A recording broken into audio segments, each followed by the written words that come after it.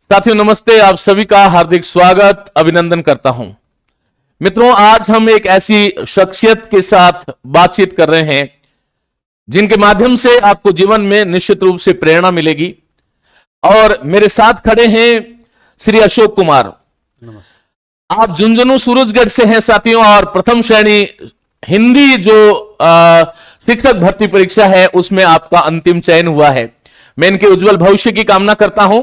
और सबसे पहले, क्योंकि आज ये संस्थान में आए हैं मैया पाठशाला के साथ, अपने जो अनुभव हैं, और सबसे बड़ी बात जो है, जो आपकी सबसे ज्यादा डिमांड होती है साथियों, प्रथम प्रश्न पत्र जो एक बहुत सारे विषयों का लेकर के एक समुच्चय है, उसको आप किस प्रकार से तैयार करें, उसके बारे में हम बातचीत करेंगे। लेकिन उससे पहले मैं इनके उज्जवल भविष्य की कामना करता हूं, और यह भी कामना करता हूं प्रिय अशोक से कि ये जीवन में लगातार साधना में, स्वाध्याय में निरंतर लगे रहे। जैसा कि मेरे जीवन का ध्येय वाक्य जो है आप सब जानते हैं, चरई बेती चरई बेती चरई बेती। हम निरंतर चलते रहें, चलते रहें, चलते रहें, और निरंतर हमारी जानकारियां और जागरूकताएं बढ़ाते हुए समाज में कोई सकारात्मक परिवर्तन की जो है लहर हम पैदा करें, तभी हमारे जीवन का जो है कोई ना कोई औचित्य है।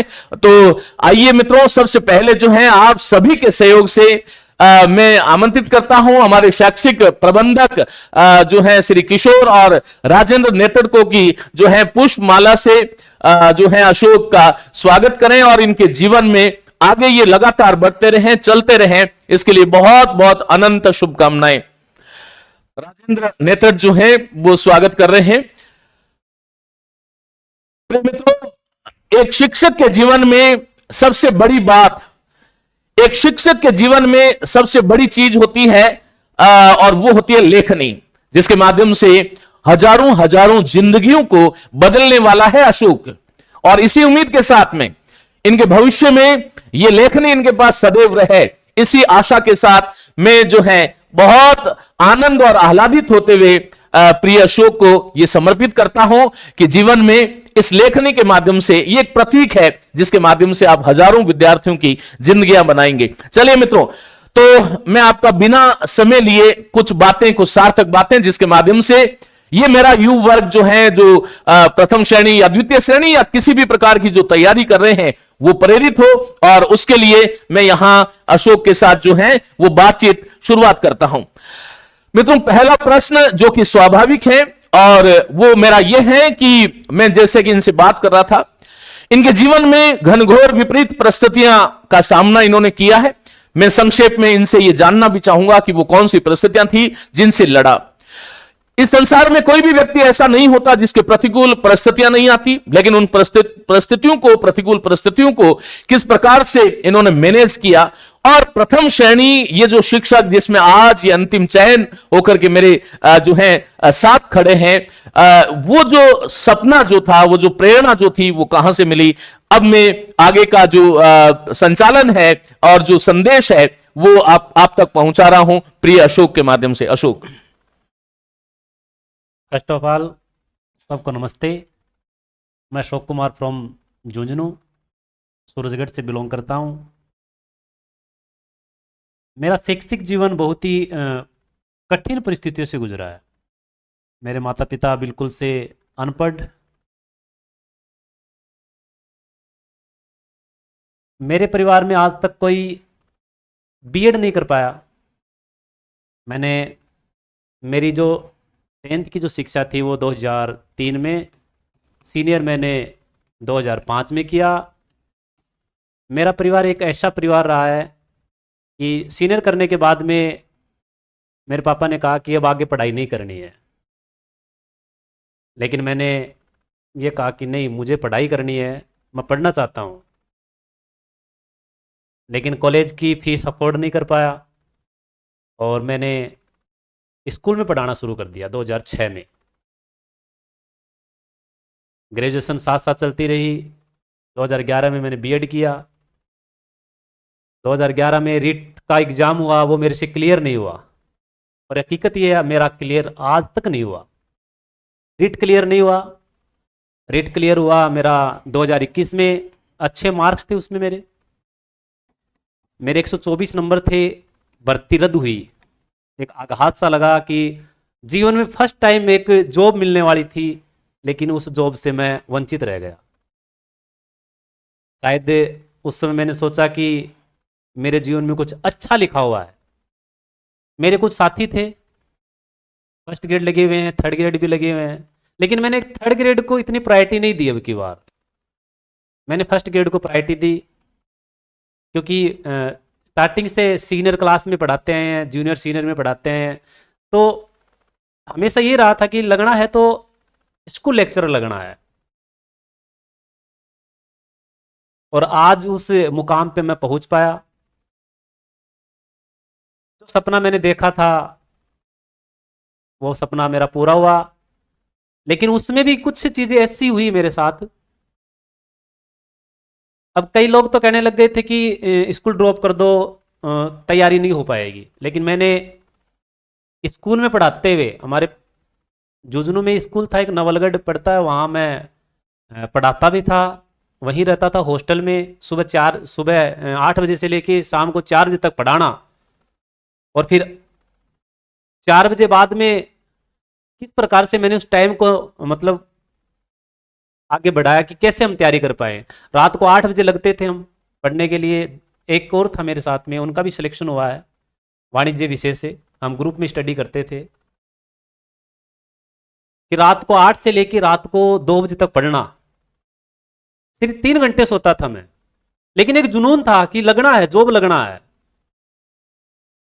क्योंकि हमारी जो परिस्थितियां रही है, उस परिस्थितियों से मैं निजात किस प्रकार से मतलब उनको दूर कर सकते हैं, उन कठिनाइयों को, और वो सिर्फ एक जॉब लग के ही अपन कर सकते हैं। परिणाम आया, पॉजिटिव परिणाम रहा, लेकिन उसी बीच कुछ चीजें ऐसी भी हुई मेरे साथ कि पढ़ना क्या है। जीके में कंटिन्यू पढ़ रहा था, बात करेंगे जीके की भी, किस प्रकार से पढ़ना है। सफलता प्राप्त की, अच्छे नंबर भी आए जीके में, क्योंकि सबसे वीक पॉइंट मेरा, क्योंकि ये मेरा 3rd एग्जाम था फर्स्ट ग्रेड का, और पीछे जितने भी एग्जाम हुए उसमें मेरा वीक पॉइंट रहा वो फर्स्ट पेपर ही रहा था, जीके वाला।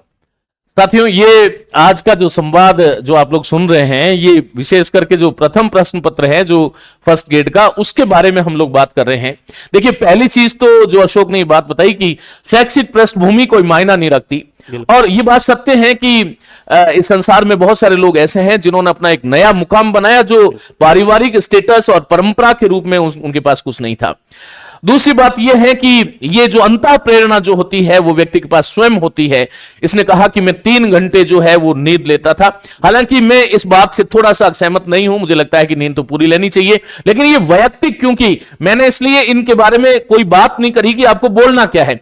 जो जिस प्रकार से इन्होंने जो अनुभूत किया वो चीजें आप तक पहुंचा पा रहे हैं।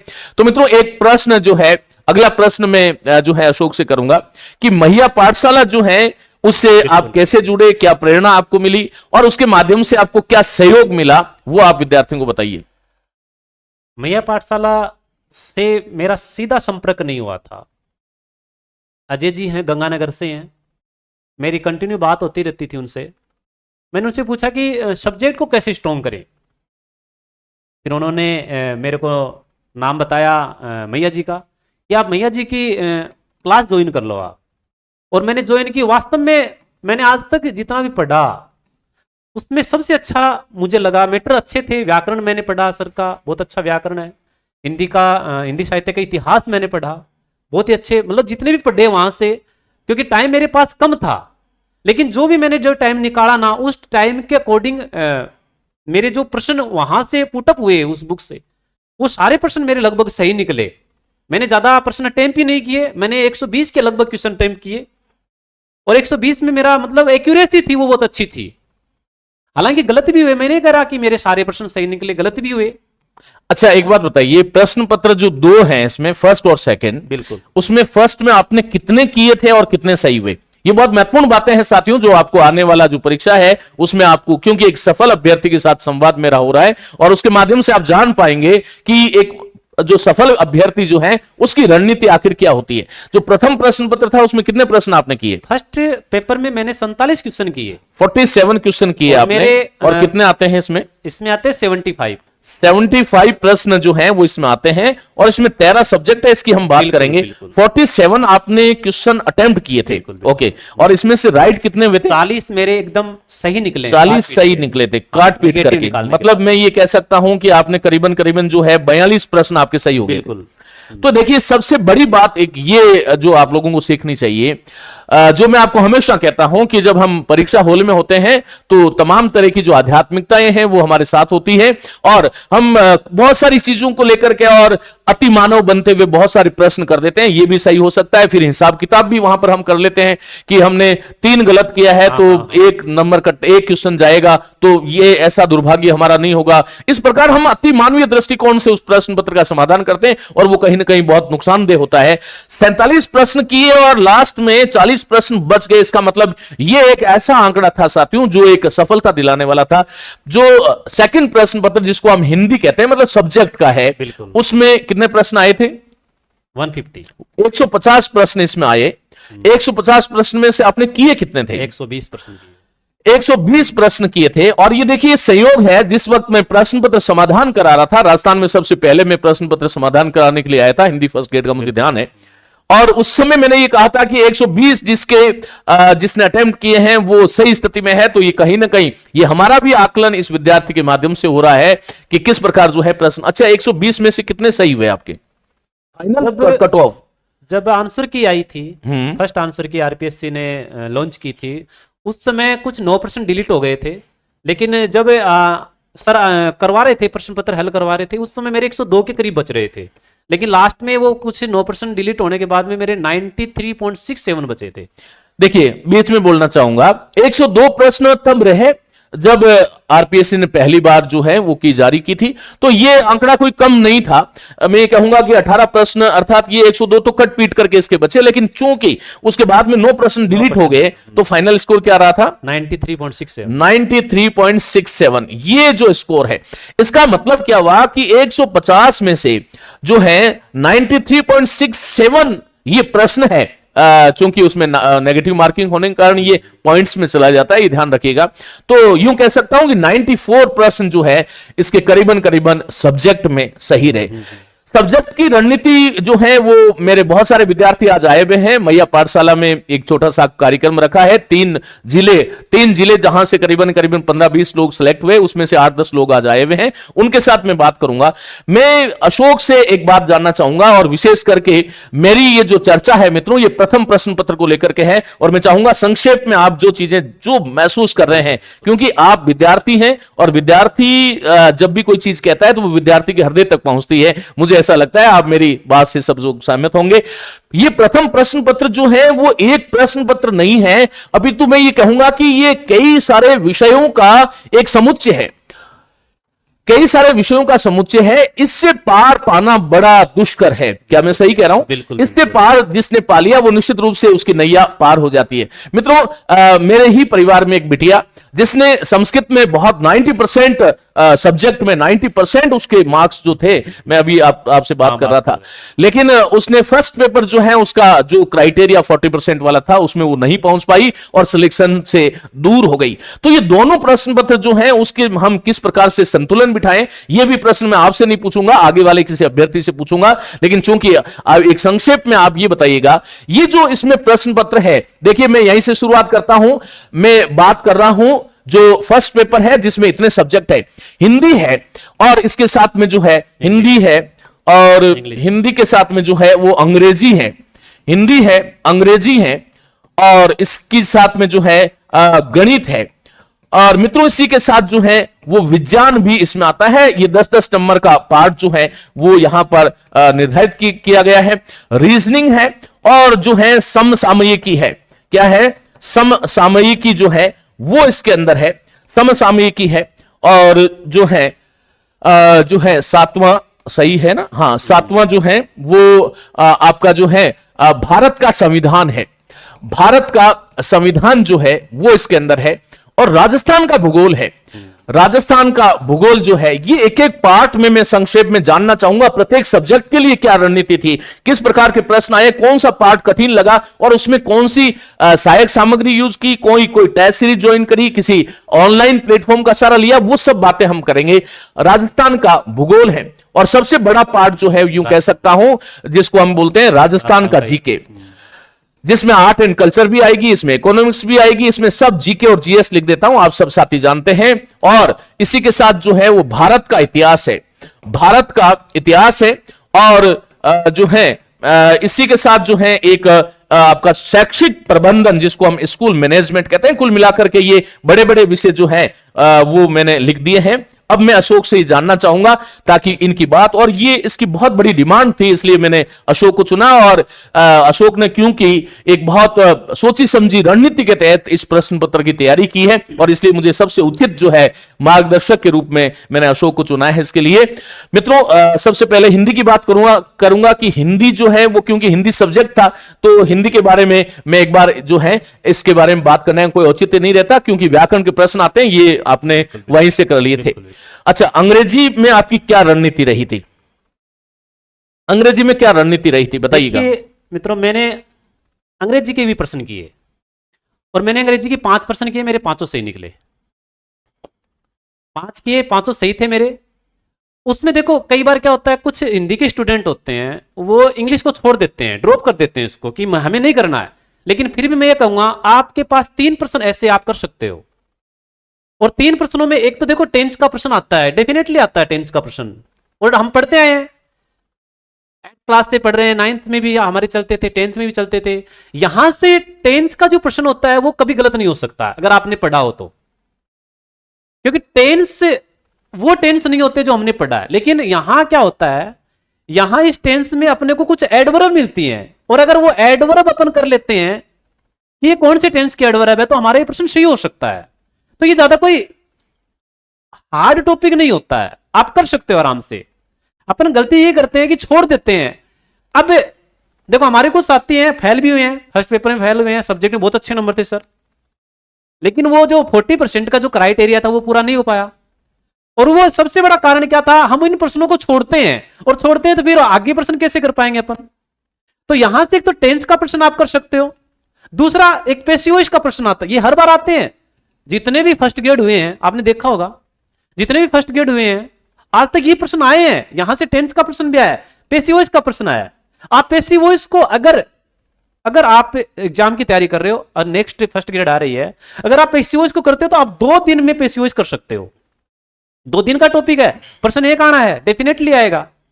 एक यहां से एक प्रश्न और आता है, किसका, नरेशन का आता है, नरेशन जिसको अपन डायरेक्ट इनडायरेक्ट बोलते हैं, यहां से भी प्रश्न आप कर सकते हो। तो ये 3 प्रश्न आप छोड़ो मत, इसको आप करो, क्योंकि अपन उसको छोड़ देते हैं तो छोड़ने से फायदा क्या है। अगर आपको सफल होना है, फर्स्ट पेपर में सफल होना है, फर्स्ट पेपर में आपको 40+ क्वेश्चन करने हैं, और ये भी हमने देखा है कि जिसके 40% सही हुए हैं फर्स्ट पेपर में 75 में उसका सिलेक्शन भी हुआ सर। देखिए ये बहुत बड़ी बात है कि जिस विद्यार्थी ने 40 प्रश्न किए हैं, बिल्कुल, ये एक सफल अभ्यर्थी का संवाद आप लोगों के साथ जो है साक्षात पहुंच रहा है। 40 प्रश्न जिसने किए हैं वो उस पार है। तो ये सबसे बड़ी बात जो है, चलो इसमें जो है इन्होंने ये चीजें बताई कि टेंस का आता है, एडवर्ब का आता है, पैसिव का आता है, नैरेटिव का आता है, ये प्रश्न जो है वो प्रश्न आते ही आते हैं। तो उसको तैयार करने के लिए क्या कोई रणनीति थी, कोई पुस्तक थी, या क्या था आपके पास? देखो सर, मेरे पास, मैं स्कूल में पढ़ाता था तो वहां मेरे पास पासबुक थी, 10th क्लास की पासबुक, 10th क्लास की पासबुक थी, जिसको अपन संजीव पासबुक बोलते हैं। और हालांकि मैं थोड़ा सा, देखो मैंने तो इसलिए कर पाया कि मैं इंग्लिश का स्टूडेंट रहा हूं, इंग्लिश में पढ़ाता था स्कूल में, सीनियर तक भी पढ़ाता मैं, तो वहां से मेरे तो क्लियर थे ये चीजें। लेकिन ये चीजें हार्ड नहीं होती, आप कर सकते हो। देखो अब ठान लेते हैं। अब एक मैं उदाहरण देता हूं, मेरे साथ एक सर थे, हम रूम पार्टनर थे दोनों, वो वाणिज्य से थे। अब उन्होंने भी मेरे को एक दिन कहा कि सर मैं ये क्या करूं इन प्रश्नों का। मैंने उनको 3 दिन में 3 प्रश्न करवा दिए, 3 दिन में 3 प्रश्न करवा दिए, 3 सही निकले उसके। अच्छा, आपने गणित के संदर्भ में जो है वो क्या रणनीति थी? देखो सर, नया पृष्ठ ले लीजिएगा आप। हाँ, गणित लिखिएगा। गणित सब्जेक्ट मेरा हमेशा से वीक रहा है, लेकिन अपन कर सकते हैं, यहां से भी प्रश्न कर सकते हैं गणित में भी, लेकिन मैंने यहां से कोई प्रश्न नहीं किया। ओके, बात खत्म हो गई, चलिए। हाँ, अच्छा, विज्ञान में आपकी क्या रणनीति लिखिएगा? विज्ञान के प्रश्न देखो, मैंने हमेशा विज्ञान में एक प्रश्न सही निकला था मेरा। मैंने वो जो एक प्रश्न सही था वो कोई सोची समझी रणनीति थी या यूं बिल्कुल रणनीति थी मेरी। अच्छा, ओके। मैंने हमेशा क्या पढ़ा, जैसे एक तो आता अपने गति के नियम आते हैं, पुस्तक पढ़ी थी मैंने जो देखो, मैं हमेशा जो तैयारी की है मैंने फर्स्ट पेपर की, वो एनसीईआरटी से की है।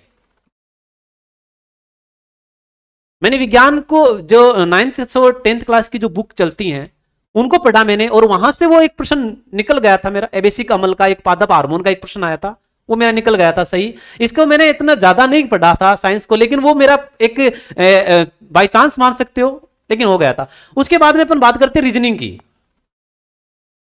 रीजनिंग के देखो प्रश्न पढ़े जरूर थी, मैंने रीजनिंग पढ़ी थी, लेकिन कोई प्रश्न ऐसा था नहीं जो मैं कर पाया। मैंने एक भी प्रश्न रीजनिंग का नहीं किया। ऐसा क्यों?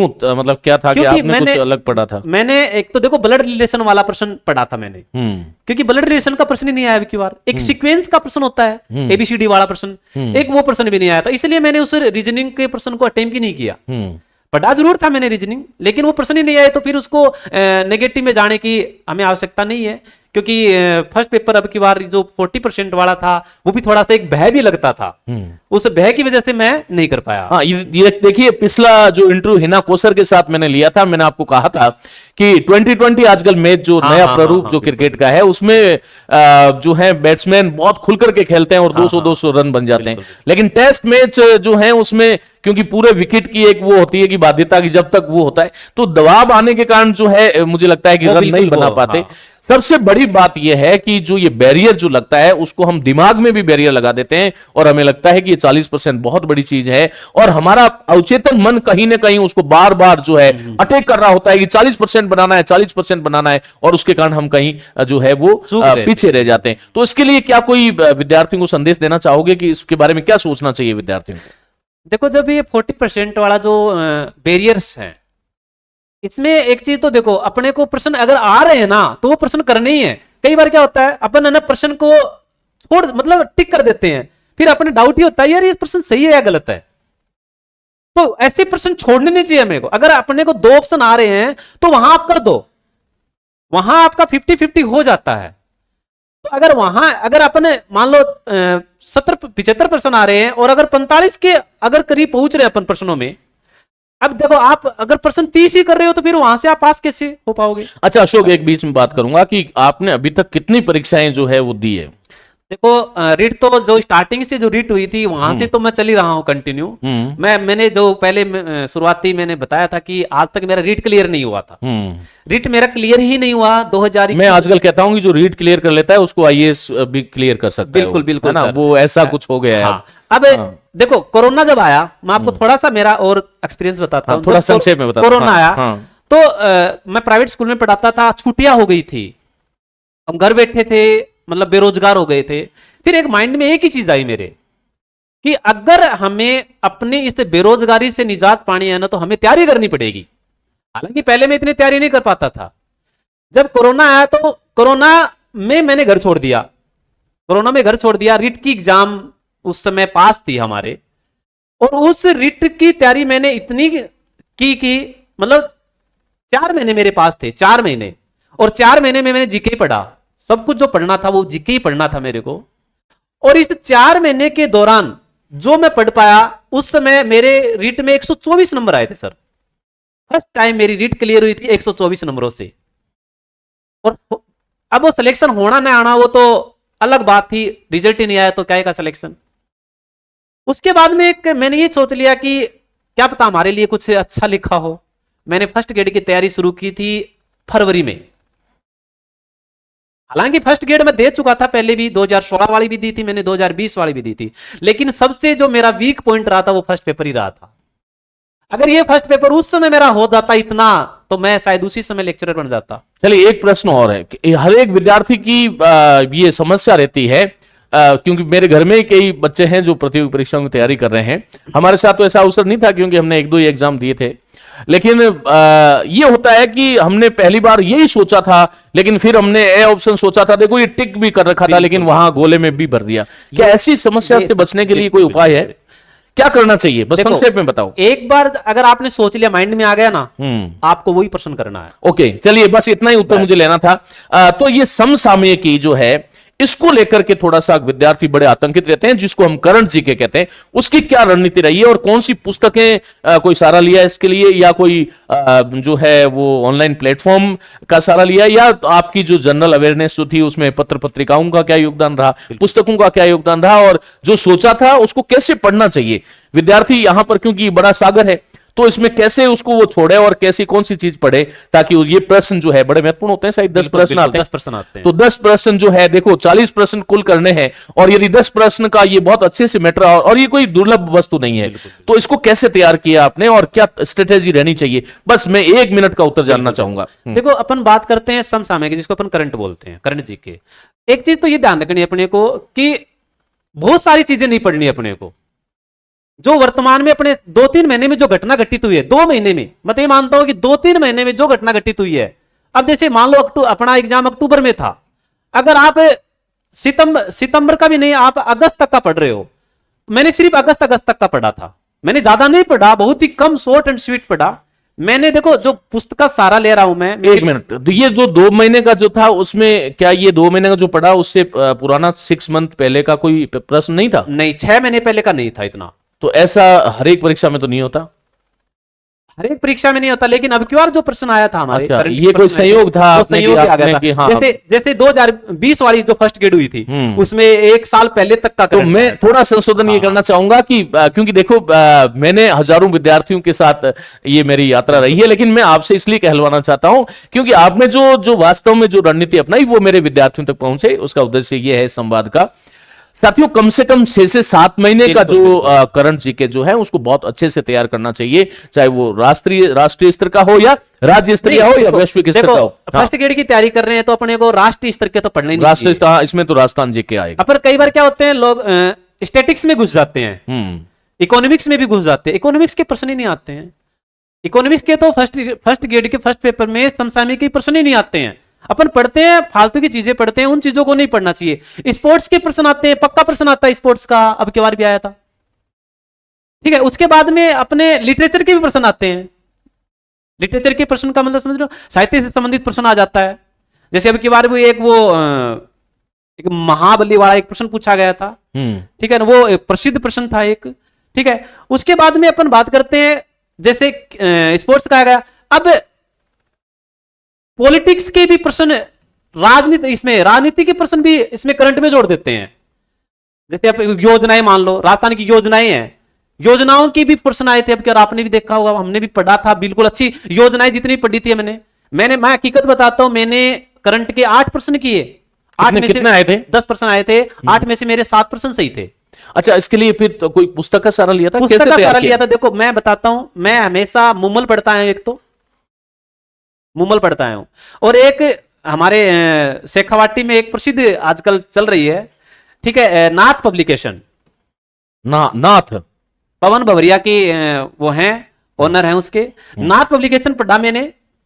और एक चीज और है, मैंने देखो बताता हूं मैं कि मैंने जो जीके भी पढ़ा ना सर, मैंने जीके भी पढ़ा, यही पढ़ा, क्योंकि ये सारा का सारा जो है वो किसके ऊपर आधारित है? एनसीईआरटी पे है। क्योंकि देखो, एनसीईआरटी पढ़ते हैं अपन, सारी बुक एक जगह सारा कलेक्शन नहीं कर पाते अपन, लेकिन वहां इन्होंने क्या किया, एनसीईआरटी को माध्यम बनाया। और मैं एक चीज और बताता हूं, आप अगर जीके पढ़ रहे हो तो आप जीके को अलग अलग चीजों से न पढ़ के एक चीज पढ़ लो। आप एक ही चीज को अगर बार बार आप रिवाइज कर रहे हो, आपके लिए बढ़िया रहेगा। अपन क्या करते हैं, मित्रों के नोट्स ले लिए, उसके नोट्स ले लिए, फिर आता कुछ नहीं है वहां से नोट्स बनाओ, अपने खुद के नोट्स बनाओ, पुस्तक का सहारा ले रहे हो। अच्छा, समाचार पत्रों का सहारा भी लिया था? हाँ, समाचार, न्यूज़पेपर कैसे पढ़ना चाहिए, क्या इसके बारे में आपकी कोई दृष्टि है? न्यूज़पेपर में देखो क्या कि मेन जो हेडिंग्स होती हैं, जैसे मान लो मैन प्रश्न ले लिया एक तो, ठीक है, मैन प्रश्न ले लिया तो वहां रोजाना 1-2 प्रश्न निकाल लो, वहां से निकलते हैं, मैंने निकाले हैं खूब। अच्छा, एडिटोरियल जो है संपादकीय, उसका भी कोई योगदान होता है? संपादकीय कोई योगदान होता है। ओके, किस संदर्भ में होता है? पॉलिटिक्स के संदर्भ में हो ओके, जाता है। मैं यही बस जानना चाह रहा था कि जो प्लानिंग्स होती है जहां से ये प्रश्न आते हैं तो वहां पर इनका बड़ा योगदान रहता है। तो मित्रों यहां तक हमने बात कर ली। अब मैं जो है वो अशोक से कुछ और बातें, भारत का संविधान जो है देखो, ये बात करते हैं भारत के संविधान की। हाँ, मेरे हिसाब से हिंदी के जो स्टूडेंट होते हैं, सबसे जो टफ जो होता है ना, वो भारत का संविधान होता है, क्योंकि अपने याद ही नहीं होता है अनुच्छेद, कौन आर्टिकल याद करे, कौन राष्ट्रपति याद करे। लेकिन एक चीज और बता देता हूं, संविधान कोई ज्यादा बड़ा मैटर नहीं होता है। मैं रियल बताता हूं, मैंने 4 प्रश्न किए, 4 में से 1 गलत हुआ मेरा, 3 सही थे। बड़े थोड़े क्लिष्ट थे ये। लिस्ट थे प्रश्न। हाँ, राहुल चौधरी की जो पुस्तक जो बिल्कुल, भारतीय बिल्कुल, राजव्यवस्था हाँ, जो हाँ, थी, वो इन प्रश्नों का एक तरह से बहुत अच्छा आधार जो है वो विद्यार्थियों के लिए तैयार करती है। आप लोगों ने, बहुत लोगों ने पढ़ा होगा। अच्छा, राजस्थान का भूगोल जो है उसको कैसे तैयार किया? राजस्थान का भूगोल भी देखो, मैंने जो मेरे पास जो बुक है वो मैं हमेशा, मैंने अभी भी बताया आपको, मैं नाथ पब्लिकेशन को ज्यादा प्रायोरिटी दी मैंने फर्स्ट पेपर में, क्योंकि स्टार्टिंग से जब रीट हुई थी तभी से मैं इसी को लेके चल रहा था, और वहां हमें सारी की सारी चीजें एक जगह मिली। ठीक है, तो इसलिए इस राजस्थान के भूगोल के जितने भी प्रश्न आए थे बहुत अच्छे प्रश्न थे, और यहां से भी प्रश्न मेरे गलत, क्योंकि मेरा एक्यूरेसी अच्छी थी। अगर मुझे ये लगा कि ये प्रश्न गलत हो सकता, मैंने उसको मतलब टच ही नहीं किया मैंने। और राजस्थान का भूगोल देखो, आप शुरुआत जब करते हैं राजस्थान के भूगोल की, तो हमारे पास पहले मैप होना चाहिए। ये सबसे इंपॉर्टेंट बात है कि राजस्थान को घूमो पहले, अपन मैप में घूमना चाहिए हमें, मैप में कि कौन सा जिला कहां है और वहां उसकी विशेषताएं क्या है उस जिले की। क्योंकि वहां से अपने को क्या होता है, जैसे ये अपने खनिज वाले जो प्रश्न होते हैं, वहां से ये प्रश्न भी आता है, खनिज वाला प्रश्न भी आ जाता है। देखो एक चीज देखिए, मैंने जब फर्स्ट पेपर को तैयार किया तो मैंने वो चीजें छोड़ दी जो मेरे को नहीं आता है, और वहां से प्रश्न भी देखो मैंने क्या किया, मैं अभी बता रहा हूं, मैंने 3 फर्स्ट ग्रेड दिए, और ये चीज मैंने देख ली थी कि कहां से प्रश्न पुटअप हो रहे हैं, पुटअप कहां से हो रहे हैं प्रश्न।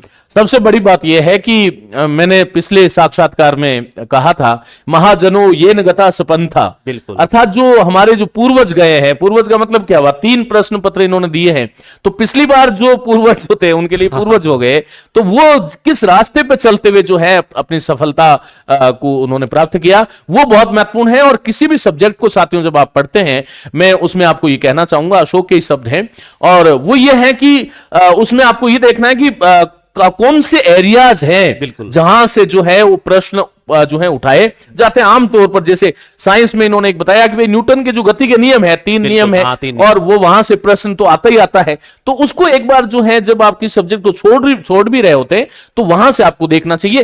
राजस्थान जीके और जीएस में आपने ये कहा, भारत का इतिहास जो है उसको आपने कैसे तैयार किया?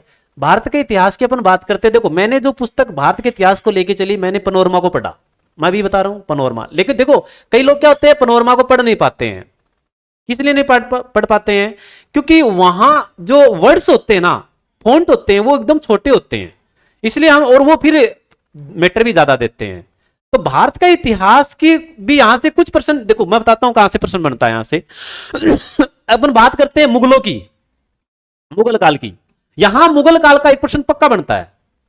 आप ट्रेंड देख लो, आरपीएससी का जो ट्रेंड रहा है, मैं सेकंड ग्रेड भी मैंने 3 सेकंड ग्रेड दी और 3 फर्स्ट ग्रेड, मैंने आरपीएससी का ट्रेंड देखा, जहां से एक बार प्रश्न बना ना, प्रश्न वहीं से बनता है। और मुगल का भी अब क्या एक प्रश्न इसका कारण ये होता है साथियों, कोई भी आयोग जो होता है, आमतौर पर कोई भी जब परीक्षक, जो प्रश्न पत्र निर्माता जिसको हम कहते हैं, उसके पास जब प्रश्न पत्र भेजा जाता है तो पुराना जो पूर्व प्रश्न पत्र जो होता है उसके साथ में अटैच होता है उस सामग्री में। तो कोई भी परीक्षक जो है वो यही देखता है कि अच्छा पिछली बार जो है वो यहां से पूछा गया है, वो सेम कंटेंट नहीं आता उसमें, लेकिन कहीं ना कहीं प्रबल संभावनाएं बन जाती है। मान लीजिएगा कि कोई जो है किसी पर्वत जो है अरावली श्रृंखला के बारे में कोई प्रश्न आपसे किया गया, तो आने वाला जो टाइम होगा उसमें जो है वो उस प्रश्न के इर्द गिर्द जो कंटेंट जो है उसको आपको तैयार करना चाहिए, ताकि आगे आने वाली जो परीक्षा है उसमें आपको मदद मिल सके। और लास्ट प्रश्न जो है वो यह है कि शैक्षिक प्रबंधन जो है उसके लिए क्या रणनीति थी और कैसे इसको तैयार किया? This part is very important. शैक्षिक प्रबंधन, इसके प्रश्न गलत नहीं होने चाहिए हमारे।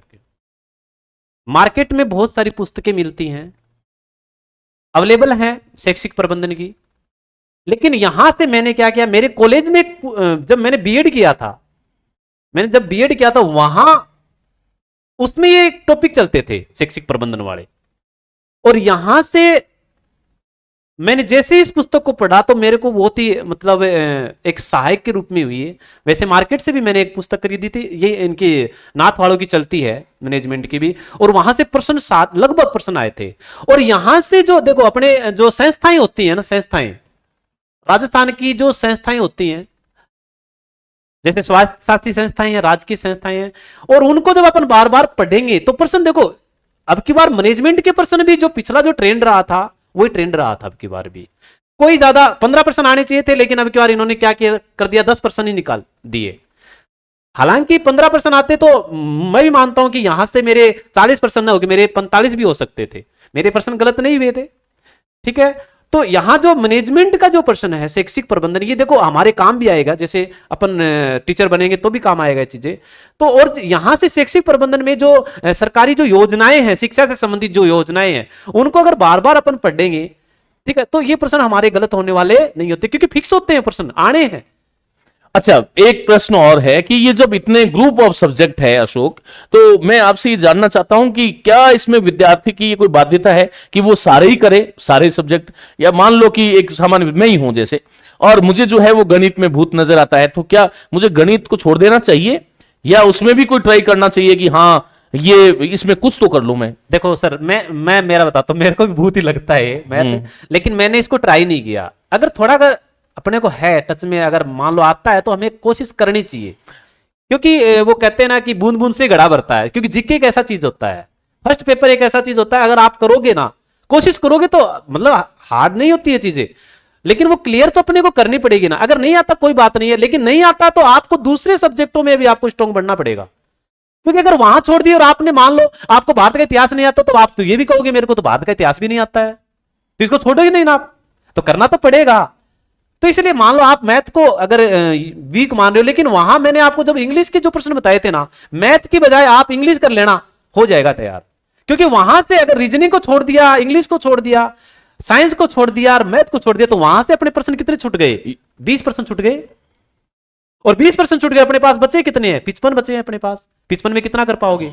नहीं हो पाता। इसलिए वहां से भी एक एक प्रश्न उठाने की कोशिश यदि करेंगे, तो अपना जो मैंने अभी बताया था 40 क्वेश्चन, और मैंने ये चीज देखी है, मेरे जितने भी साथी हैं किसी भी कैटेगरी का हो, जिसके 40% हुए हैं ना, उसका सिलेक्शन हुआ है। ओके, चलिए मेरी बहुत बहुत शुभकामनाएं। यहां पर एक चीज ये कहूंगा कि कलेतर अर्थात कलाओं से, कला से इतर, ये कलेतर क्या है? कला धन इतर, अर्थात जो कला के जो विषय हैं, देखिए एक बार जो है मैं शैक्षिक प्रबंधन, भारत का इतिहास, राजस्थान, भारत का संविधान, ये सब जो विषय हैं जो आप देख रहे हैं समसामयिकी तक, और ये वाले जो 4 विषय हैं कुल मिलाकर के, जहां पर प्रत्येक विषय से एवरेज जो है वो 5 प्रश्न आते हैं, और ये 20 प्रश्न जो है वो आपके सामने आते हैं। तो अशोक का ये कहना था कि इसमें से कोई 2 की रिस्क आप ले सकते हो। मान लीजिए एक गणित को छोड़ दिया और एक विज्ञान को छोड़ दिया, लेकिन अंग्रेजी और रीजनिंग तो आपको करनी चाहिए। कुल मिलाकर के ये बात जो थी मित्रों, मुझे लगता है कि ये बहुत ही सार्थक संवाद रहा,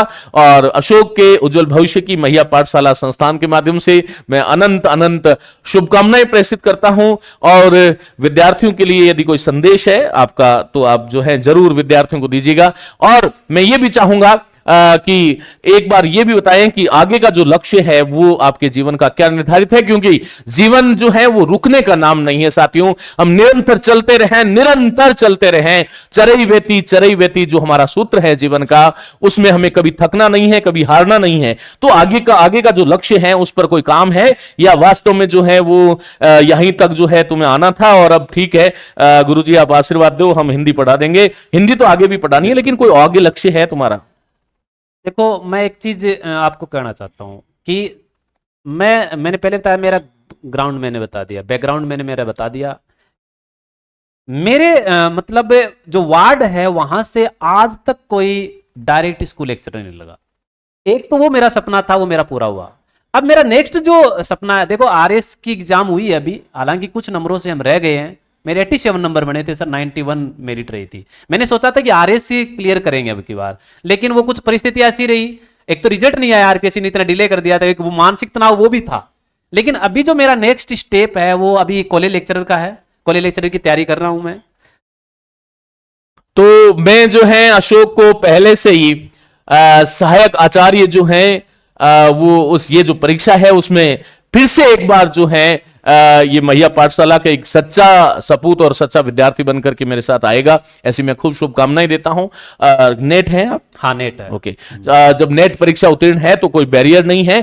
अब बैरियर केवल एक ही है, जैसा कि मैंने अभी चर्चा में आप लोगों को कह रहा था कि जीवन में मुझे 20 साल हो गए सरकारी सर्विस करते हुए, लेकिन मैं हर दिन जब उठता हूं मुझे लगता है कि मेरा अभी बहुत जिम्मेदारियां हैं, बहुत दायित्व है, मुझे हर दिन पढ़ना है। तो मेरी बहुत बहुत शुभकामनाएं। और साथियों, मिलता हूं किसी इसी प्रकार के अन्य साथी जिसकी कोई ऐसी जो है प्रेरणा, जिसके माध्यम से आप लोग प्रेरित हो सकें और किस प्रकार से हम तैयारी करें, क्योंकि फिर से दोहराऊंगा, महाजनों येन गता सपंथा, मेरे साथ खड़ा प्रिय अशोक जो है वो अपने अभीष्ट लक्ष्य को प्राप्त कर चुका है। इसने जो रास्ता अपनाया वो रास्ता आपके लिए कारगर साबित हो, इन्हीं शुभ भावों के साथ मैं चलता हूं। नमस्ते, धन्यवाद। नमस्ते।